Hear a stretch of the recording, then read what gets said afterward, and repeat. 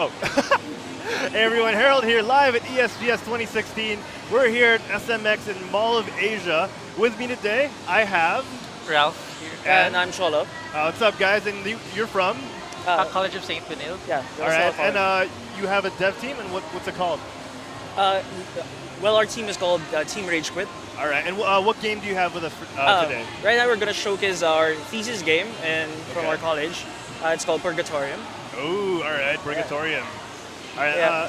So as we go through this, walk us through the development. All right. So tell us more about yourselves first before we get into that. Okay. I guess our team is a group of friends. We met in our course, and then we decided to make this game. What's special about this game is that it's a Spark game wherein we develop it for over a year. Oh wow. Okay. Most thesis projects take about a trimester, but with ours it's a year. You need to be a little bit special, I guess, and you need to defend it properly that your project is worth making for a year. All right. All right, so yeah, that's basically it. Yeah, you mentioned that you have a lot of manpower on your thesis team. Yes. How many are you exactly? Yeah, we're a group of seven people. 7 people in a Yes. thesis. I had 3 people in my thesis. What possessed you to gather 6 other souls to do thesis with you? Yeah, like what Ralph said, we're a group of 7 in our course, in our majors, and yeah, we just decided to, why not compile each other's ideas for this one big project. Is that a standard in your course? What is your course first, by the way? Game design and development. In College of Saint Benilde in Yes. De La Salle. Okay. So is that standard to have a huge team of 7? Yeah, actually no, because the standard. No. I mean, the maximum standard is 5 people. Oh wow. Yeah, Okay. but 5 people, I mean, you're expected to work a 3-month project for Yeah. 5 people. So it depends on how you do it, right? How you develop it. And for our case, our thesis advisors actually encourages for a group of 7 to do this design. I mean, until we got a deal that we have to make a game over a year, since the more the people, the more expected results that they need to see for a game, right? The more the manpower, the bigger the expectations Yes, that the yes. game's going to be good. Yeah. So here we go. All right. Yeah. Let's get a into shot it. of the game and let's get into it. Yeah. So I'll just introduce the game. So the game is a multiplayer. It's a multiplayer game. Okay. So it deals with 2 devices. It's connected via LAN. Okay. 2 So- devices meaning 2 separate computers. Yes. Okay. So Ralph, you start the versus. Ralph will be the host, and I'll be the one who will connect to Ralph. All right. So just to clarify, it's multiplayer only. Yes, it's multiplayer Yes. only. Now this is what is unique about our thesis, because some of our batchmates they tend to do fast-paced games, Single player. single player, Yeah. 2D based games, Platformers. platformers, and of course for us, since we're a group of 7, we want to think outside the box. Like, I mean, if international industries can make strategy games, why not local developers like ourselves, right?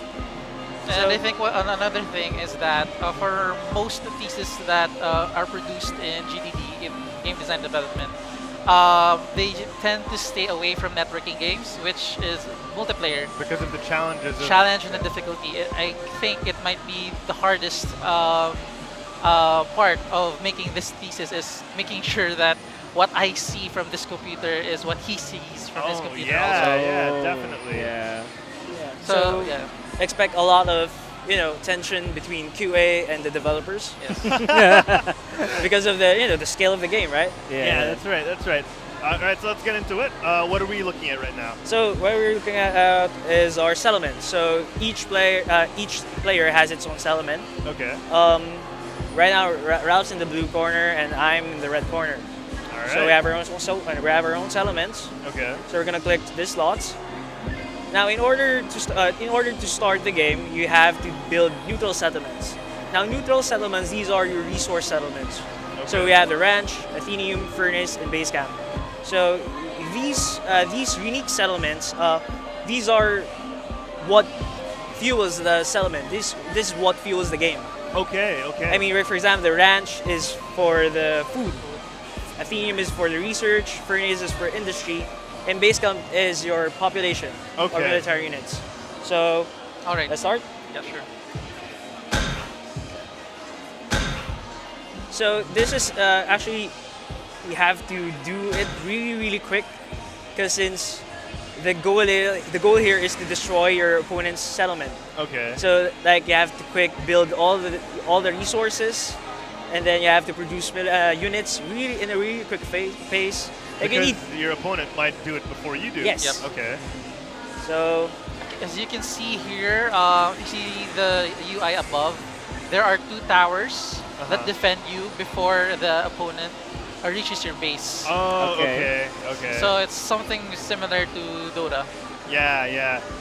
Are the towers upgradable? Are they Can you or are they just customize static? them? No, they're static. They're static. Okay, Okay. cool. All right. So after a certain point, they're going to be useless and Yes, it's going to be yes, base yes. versus base. All right, that's awesome. and then for our units, since as you can see we have Fallen Legion. Since the game is about Purgatorium, it's about the light forces above and the dark forces under in the other world, and they use Earth as their common battlefield. Okay. So I mean that's the lore of it. So Fallen are the light units, and Legion are the dark units. Okay. Okay. Okay, so Build some. So walk us through the difference between Fallen and Legion. All right, for Fallen, what we conceptualized is that they're more defensive. They take hits more. They're Okay. tanky, but at the same time, they're also very expensive. Oh, okay. Okay. Okay. So as they progress, as you can see here, you can upgrade your towers. As you progress, the units get stronger, or beefier. For the Legion, they're fast. They attack fast. They produce fast, but at the same time, they're cheap. Okay. What they lack is that they don't take a lot of hits. As fast as they are, they're fast to die. Yeah. Squishy. They're very squishy. Okay. Exactly. Is there a benefit of like putting rooms that are similar beside each other? Not really. They're more of like, for example, these neutral stations. You can simply upgrade them to enhance their benefit. For example, as you can before, the ranch was producing only 1 food per second. Now that's 1.5. Okay. What you could do, however, is that you could make more ranches to produce more food. For example, if you're lacking, you can see below here in the UI that how much food you're producing and how much food, industry, and research you're producing. By the way, we forgot to mention this part here. Before you can produce or make stations, you need to have settlers. Okay. Okay. Every minute, you produce 1 settler. Oh, okay. As you can see here, I have 20 settlers right So now. it's been 20 minutes? Yeah. As you produce stations, it reduces, and if you upgrade, of course, it also reduces. Like something here. Let's make catacombs. See All it. right.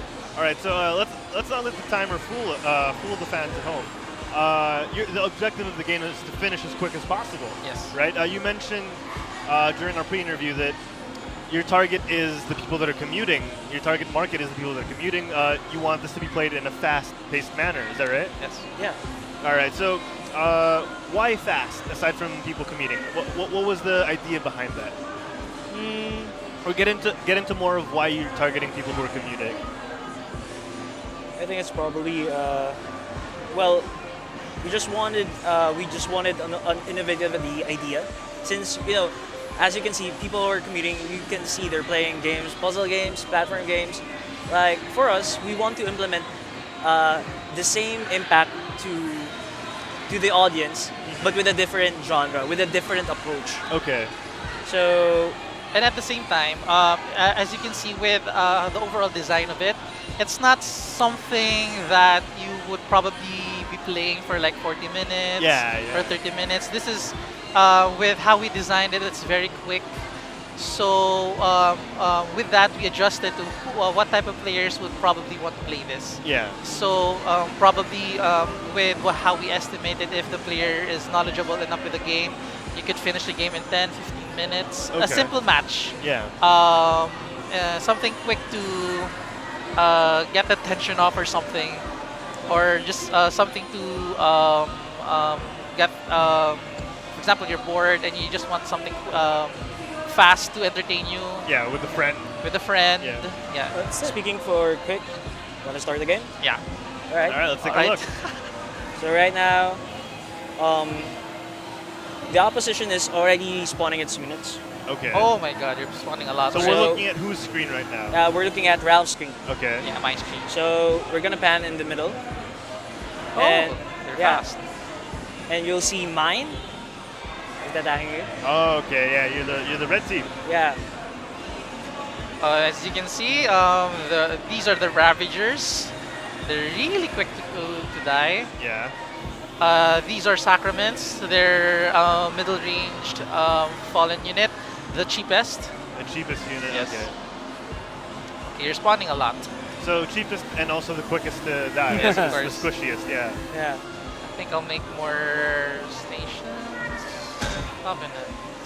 All right. And you mentioned the objective of the game is to destroy the opposition's base. Yep. Is that Yes. right? All right. So if I had a set amount of units, how long would it? Let's say five Ravagers.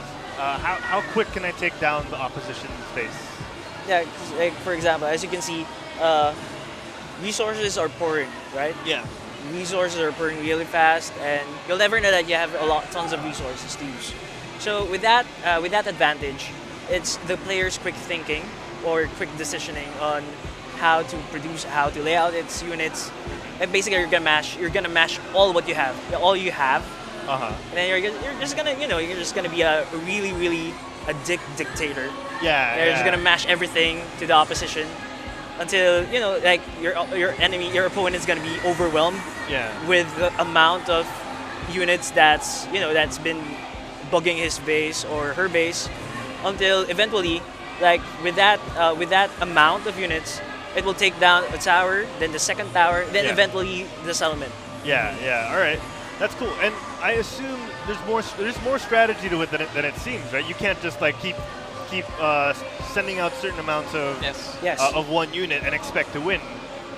You have to pace it, and you have to pick the right units at the right time. Is that Yes. right? Yes. All right.